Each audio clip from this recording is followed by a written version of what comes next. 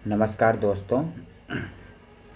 अभी हमारे कुछ मित्रों से हमारी बातचीत हुई तो शायद 21 सितंबर 2025 को बीपीडीओ का कोई एग्ज़ाम है जो होना है मुश्किल से मेरे ख्याल से।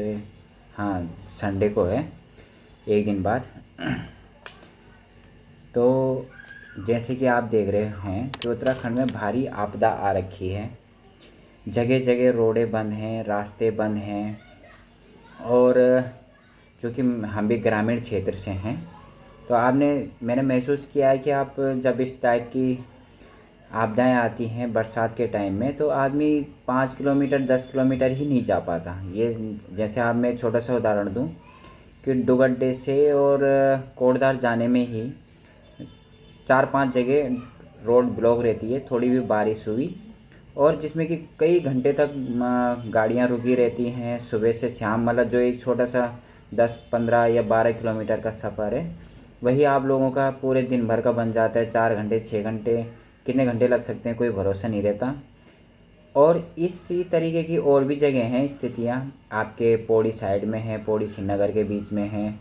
और आपके जो हमारा ये नारायण बगड़ वाला क्षेत्र है उस क्षेत्र में भी हैं। हमने देखा हुआ है बरसात के टाइम में और हमारा भी काफ़ी आना जाना हुआ है उन रास्तों पे।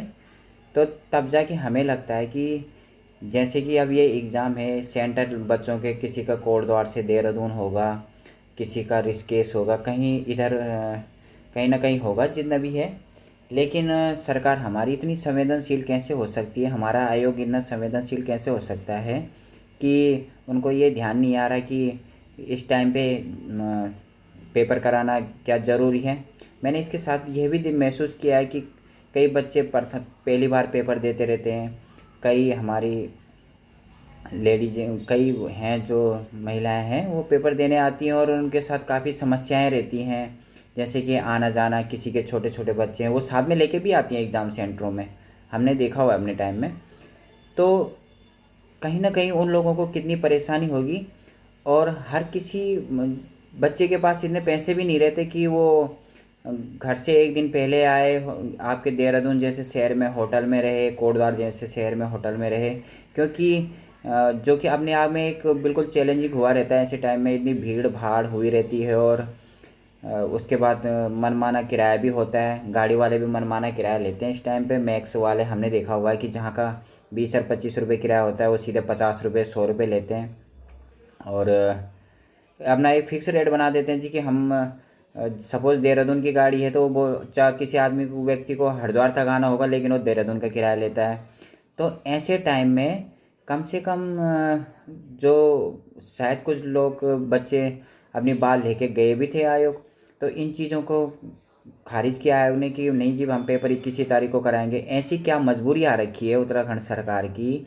और जब बच्चे खुद जिनके लिए वो परीक्षा करवा रहे हैं वही बच्चे बोल रहे हैं कि जी एग्ज़ाम को कैंसिल किया जाए और वही मांग कर रहे हैं, तो कहीं ना कहीं हो सकता है कि इसमें भी कोई, क्योंकि जिस तरीके से आप देख रहे होंगे एसएससी का पर्चा भी लीक हो रहा है, पेपर लीक हो रहे हैं।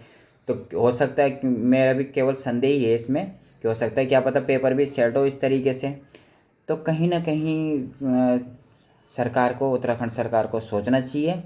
और इस संबंध में स्वयं मेरे ख्याल से जो उच्च अधिकारी हैं उनको या जो मंत्री लोग हैं हमारे शिक्षा मंत्री, उन लोगों को इस बारे में बात करनी चाहिए आयोग से कि ऐसी क्या मजबूरी है जो बच्चे 21 तारीख को पेपर नहीं देना चाहते हैं, या जो भी सभी बच्चों की एक राय उसमें कि बच्चे पेपर कैंसिल किया जाए तो वो अगले महीने भी हो सकता है। जब भी कराएं, जब भी आयोग के पास टाइम रहे, तो इतनी जल्दी नहीं होनी चाहिए। जहाँ बच्चे 3-3 साल तक तुम बच्चों को ज्वाइनिंग नहीं दे पा रहे हो, पेपर नहीं करवा पा रहे हो टाइम पे, वो भी टाइम देखा हुआ हमने। और जहाँ 2 साल तक कोविड के टाइम में आपने कुछ नहीं किया, वो टाइम भी देखा हुआ है। तो फिर इतनी ऐसी मजबूरी क्या पड़ी हुई है उत्तराखंड सरकार की। और मुझे संदेह है कि इसमें नकल माफिया भी सक्रिय होगा तभी जाके ऐसे काम हो रहे हैं। तो इसी चीज़ों के लिए हम एक बार विनम्र प्रार्थना करेंगे कि ज़रा बच्चों की भी समस्याएं सुने और पेपर को कैंसिल करें। बाकी तो अब सरकार की मर्जी है। धन्यवाद।